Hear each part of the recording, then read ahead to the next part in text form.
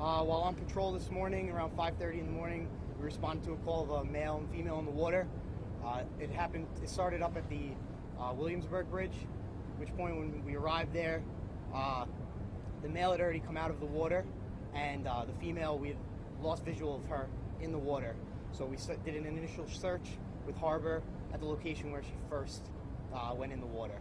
At which point then, we started moving southbound with the current. Figured she might have been swimming underneath the pier. We sat there for about 45 minutes as the search continued where she initially went, and then at which point we made contact with her further down, and at which point she was very despondent, did not have any desire to come out of the water. We told her we were there to help her.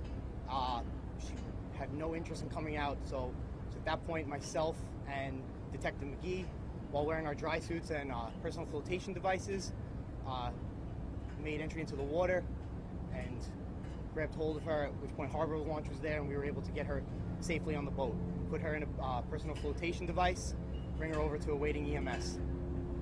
How difficult is it when you have a person who are trying to get out of the water and they don't want to go with you? It's just as hard as it would be if it was anything else. She didn't want to go. She had no interest in coming out of the water.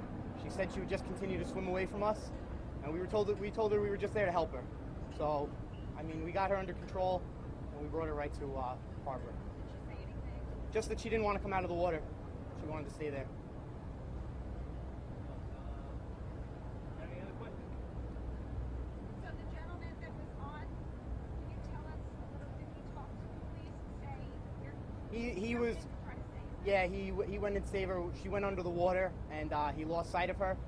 So he was by the time we had gotten there, he was already out of the water.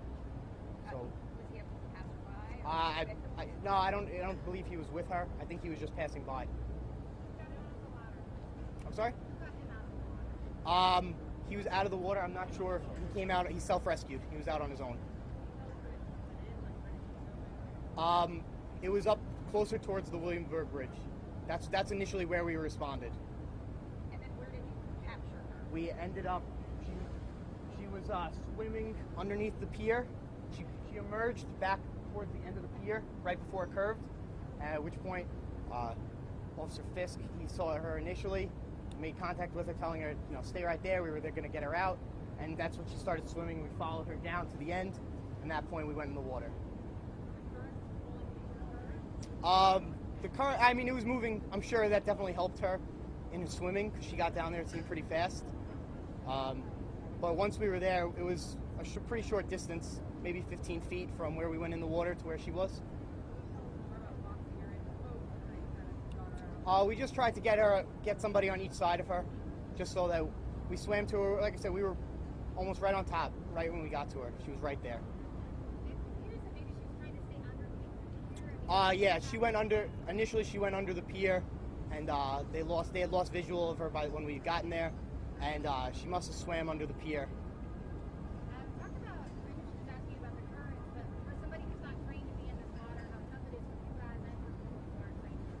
Yeah, it's definitely tough. We go in the water in our dry suits with the flotation device, and on the shore we have somebody holding us on a line of rope to make sure that we're never drifting off because the currents can get pretty rough. It was cold. It wasn't anything. It's hard to tell when you're in your dry suit. I mean, it was cold, but nothing crazy. Guys, I'm going to put up the lieutenant from Harbor. He'll tell you about the current and what effect that may have had. Yes, this morning around that time, the current was slack. It was a very, very slow tide, maybe about a knot or two. What does that mean? Maybe like a mile per hour. Very soft current. So it's helpful, and it made it less difficult. Exactly, less difficult. Do you know, did she have her clothes before she went in the water? Do you have any idea? When she first jumped in, she had no clothes on. And we pulled her out, no clothes. Peggy, can you describe how you guys were in verbal contact with her? Sure. Step up to the mic. We responded. The Harbor Unit launched 311. Pilot Officer Schaefer. He was steering the boat.